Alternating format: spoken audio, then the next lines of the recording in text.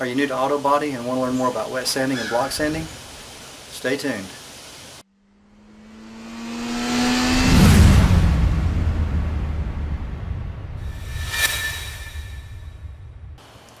If you're new to auto body, you've probably been hearing terms like wet sand, block sand. And what's the difference? Well, wet sanding is where you actually sand with water and a little bit of soap added to give you lubrication and keep your paper clean. There is a lot of body shops that actually do dry sand. That's still a method, and you can do it, and people seem to get decent results. The only thing is, when you dry sand, your papers do have a chance to clog up and get bits and pieces in them, and it will scratch the surface of what you're doing. And I have seen paint jobs where you can see little swirls of scratches in it from where they've dry sanded. Wet sanding is really the best way to sand, because when you color sand a car, if you've painted it and you want to sand the paint or the clear, you wet sand. And we'll get into that too. Block sanding is usually done whenever you primed. You spread primer over a surface and you want to use a block to level it out. And I'll show you the difference here. So let's roll up our sleeves, and I'll get into demonstrations of what we're going to do, because this is going to be a wet job. Now I have a hood here that I've taken off the car. It's obviously, I don't know if you can see it in the video, but it's been smashed. It's also dirty. For one, number one tip, before you start wet sanding something you're going, obviously, be painting or color sanding or whatever, any kind of, you want to wash the surface. This one's dirty. I'm not going to worry about it for this demonstration. But I've got this hood here, and I'm going to show the difference between just wet sanding and block sanding, and explain the differences. Okay, to start off with, there's different types of sanding blocks. This is your typical old style rubber block. It just has little teeth in there that you can take the sandpaper, feed it into it. This guy will sit still. And you push down, it bites it. You wrap it around, you kind of pull it tight.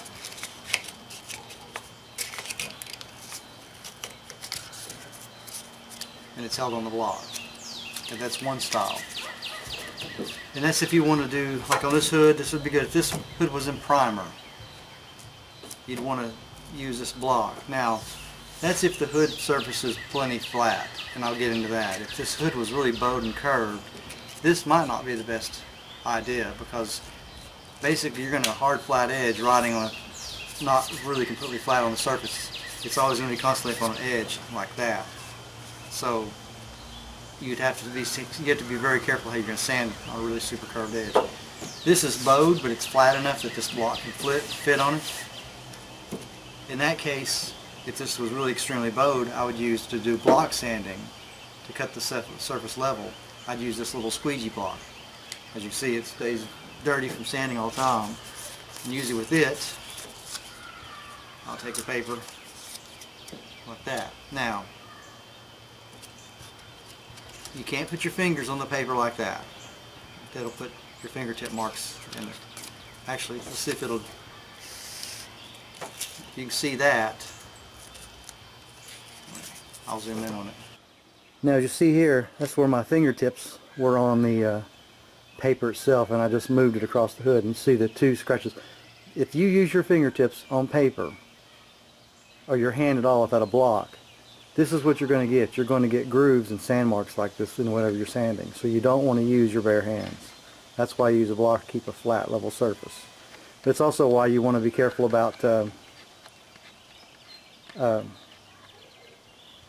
how big your block is to the curve of the surface. Sometimes you have body panels on cars that's got a concave in it, or I'm trying to think of another, pretty much a concave, usually like on some of the older cars, the top of the door. But this piece here, you can wrap sandpaper around it and sand it. Now, wet sanding, or any kind of sanding, isn't back and forth. That's wrong. You're always going to want to go, let's take this block here, you're always going to go in a motion like this, and you never stay in one place. If you see a spot on a car, you don't go in that one spot. You're just digging out a rut. That's not block sanding. Now, if I'm color sanding a car, like if I've painted it and I'm either with paint or clear and I want to color sand it, I'm still trying to find out who sells these because I can't find them online. If I do, I'll post a link in the description. But this is really handy.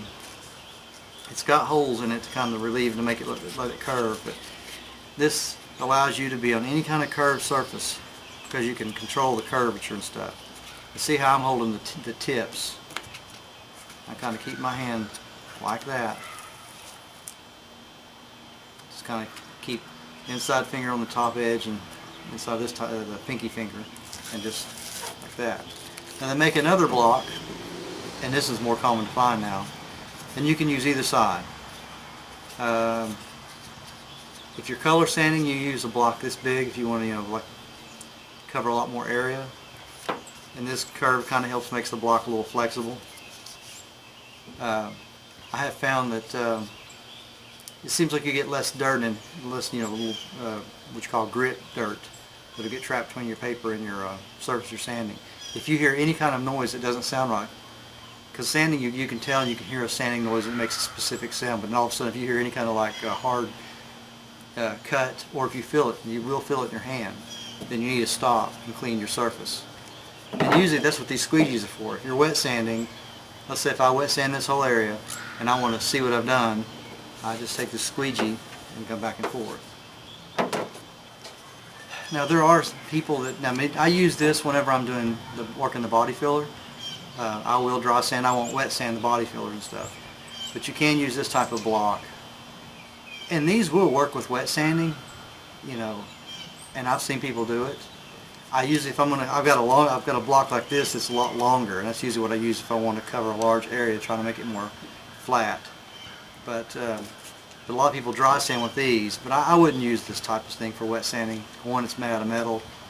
You can, if you let it come up on its edge, you can scratch what you're doing. Rubber or foam is the best two things to block sand with, either primer or paint. Okay, usually before I go to start wet sanding, I'll take a regular bucket like you'd wash a car with, and I'll put maybe like a quarter size amount of just regular dishwashing liquid you use to wash dishes with.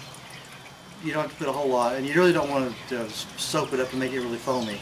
But I usually just spray my water into a rag and I'll hit the soap a little bit with the hose and get it dissolved in the water, but then I usually take a rag and spray the hose into it, just to make it water and less foam. There's no point in it being soapy and sooty.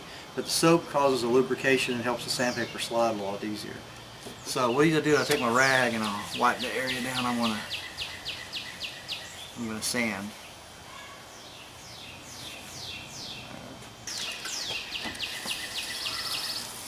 Now just watch how I pattern this.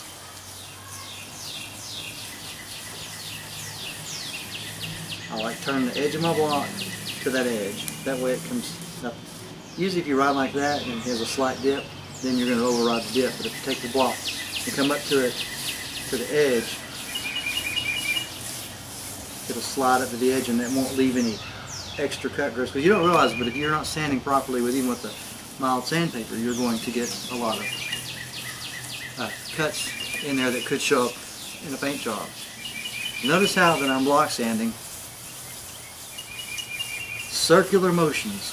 Anybody that tells you to go like this and then this needs to go back and learn bodywork.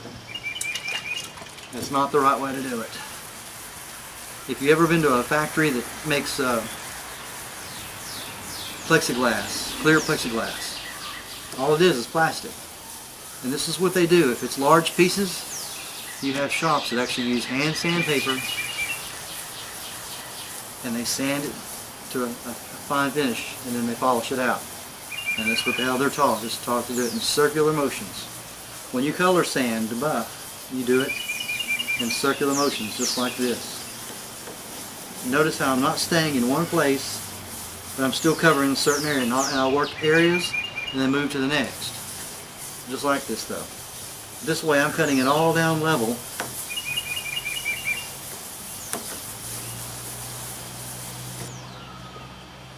And that's block sanding.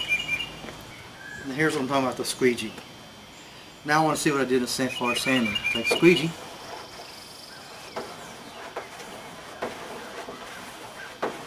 Granted, you can use a rag and an air hose and blow, wipe it down and blow dry it, but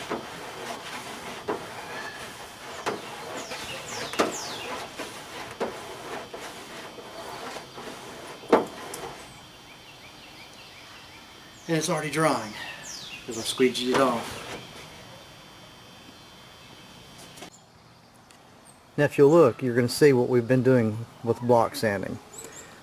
Now just by what I've done, you can see that it's, let me back this up here. Now by just me using the block around with the pattern I did, and of course granted this is a worn out piece of sandpaper and dirty hood, so I mean these conditions aren't perfect, but just to give you the idea. But you can see that it's flat here, whereas I've actually sanded, and then you can see shiny spots.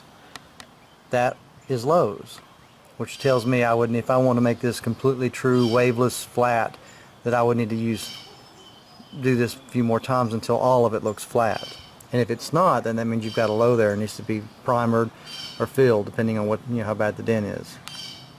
But this is the concept that you're looking for in block sanding. And as you can see, you got dull and light spots. And that's what block sanding does. Wet sanding, especially if you're color sanding and all you want to do is just clean the paint up a little bit and give it a bit more of a clean gloss, then you'd use that sponge that I showed you with little holes. You'd use this sponge here, and the idea about it, since it's so flexible and stuff, it's going to ride around in the dips and the waves and stuff. And if you're not really caring about it being flat and you just want to get something sanded, something like this, or that little even that little smaller squeegee that I showed you can be used as block sand, it'll ride in the dips a lot easier than a bigger block. The bigger the block, the more you're trying to level the surface down. The smaller, or that other sponge, this type of block here, it's good for riding the surface. It's still rigid and it's still going to try to level the surface out, but it is a little bit flexible, and the holes allows it to actually ride over the waves a bit and stuff. So you're not going to get an exact flat cut with this, but not all cars really need it. I mean, it depends. If you're just doing an everyday driver and all you want to do is just shine it up, then a block like this would be good. Or if you're doing a repair that you don't really care is 100% perfect, a block. But if you really want to try to get a slick paint job, you want to use a rigid, like a rubber block to wet sand with. Now what I was talking about when I was showing the wet sanding is this edge. If you're down on this edge, if I put this block up here, of course that paper's kind of in the way, but you can kind of see, let's get out of there. You can kind of see that block it's not going to need. If you turn the block that way, long ways on the edge, all you're going to be doing is cutting it here and missing this. So you'd want to turn your block this way. And you'd want to, not straight out, if I can hold the camera, yeah, straight out, you just want to kind of let it smoothly ride up in it. And just stay circular, and avoid doing back and forth real hard. And another thing on wet sanding, I am not bearing down. When I'm sanding, I'm almost letting that block ride on the top. I'm letting the weight of the block, I'm barely pushing. So you don't want to push down hard, because if the metal flexes, then you're not actually cutting the surface correctly. So you want to just let the weight of the block, whatever one you use, do the sanding for you as you push it around. Okay, the other edge. I was talking about how you have a rounded edge. Now obviously if you put the block on it this way, you can see the block's going to just sand on this very point here. Now you can put the block here, but you can still see it's teetering. Now what you can do is kind of hold the block to the edge when you sand to let it rest, so you're using less surface of the block to make that curve. And this will work. I mean, I've done it many times for years, especially before they come out with all these other little blocks that you can use. You can use a paint stick too and wrap paper on it. It would ride that edge a lot easier and keep it straight. What I was talking about is using that little squeegee. It's smaller surface, it's easier to control, and I can ride that curve a whole lot easier. the same with a paint stick. It'd be longer, so you'd be cutting, a more level distance. But if your car's pretty straight and you're just wanting to sand that curve, see how much easier that is, that little block. I mean, because it's not teetering as much as the big block does. Obviously it would this way. But as long as if you're doing that, that's the other reason why I stay away from crosshatch pattern. If you're just doing circular, you can feel with your hand the contour of the shape that you're sanding, and you can control it. And this is something that you're going to have to learn to play with. So if you got an old body panel around that you're taking off, it's still got a decent surface in places, you can practice wet sanding on it first if you're not for sure. This is something that's kind of you learn by doing. Now you've got this crease here. And I can tell you, when you sand on a crease like this, you want to be careful. When I'm using a block like this, or any block, this hard edge, when I'm sanding and I hit that, I feel it. So when it's hitting, it's actually putting little sandpaper cuts into it. So if you got a crease like this, it might be easier to use the little sponge block that I was showing you. Or you ride it, like, if I can get the pattern, hold the camera and talk at the same time. One day I'll learn how to walk and chew bubble gum. Anyways, so I'm using my finger now as a guide to keep from crashing into that thing. And even though it looks like I'm going back and forth a little bit, I'm still got my circular motion to it. And I run it up there. And the same with this, I'll kind of reverse my cut. And like I said, it might be better to get a sponge block to come down in this crease. That way you smooth out any sand scratches that you put on. Now, like I said, this is a short video on just basic understanding of how to wet sand or block sand. They are the same and they're not the same. Block sanding, is, like I said, explained, is with a firm surface. You can block sand with a paint stick. A lot of auto body people do. I do. And you can block sand with a rubber block. So if any different sizes or shapes, depending on the surface you're trying to level out. You just want to avoid banging your block into sharp edges or get on an edge and try to keep from cutting through. You have all sorts of conditions, curves in the body and stuff, so you just have to kind of play with what you're doing. Depends on what you're doing. Now, even though I showed you the little sponge that would ride around dips and waves and stuff, you can still block sand with that. You've just got to keep your pattern verse. You got to be all over the place and never one spot too long, and spread yourself out. And you can get that. Like I said, I'm going to try to find that sponge block, and when I do, I'll try to put it down in the description, or I'll let you all know where to get that from. Like I said, it seems to be hard to find, but any type of foam block that you can use that will ride a contour smoothly, you're going to get a better looking job out of it. Now, you can use a paint stick, like on that line I showed you. You can use a paint stick and circular motion into that, and just be very careful not jag into the other where the two contours meet. Block sanding would be more like when you're trying to sand down primer.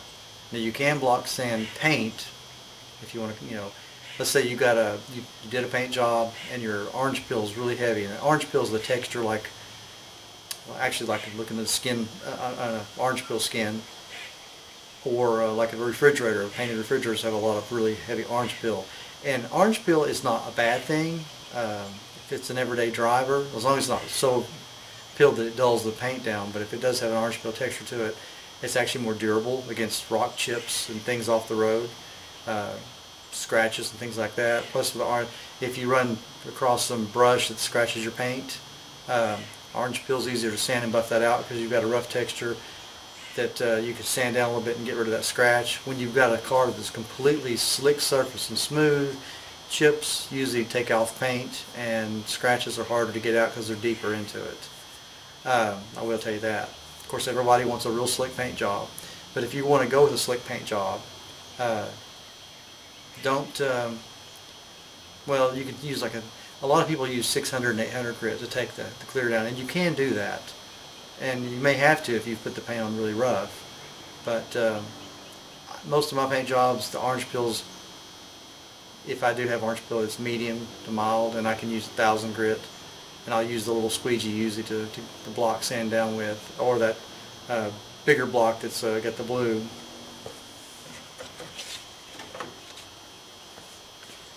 I'll use this block here with color sandpaper, like 1000 grit. I try usually not to use bigger blocks, and the reason being is if you pick up dirt out of your paint, or just get clear or paint itself built up between your paper and the surface you're sanding, it will actually put little scratches in it, and it's hard to detect with a bigger block. It seems like it'd be impossible to sand out an entire car with a little squeegee, but I do it all the time. It doesn't take as long as you think.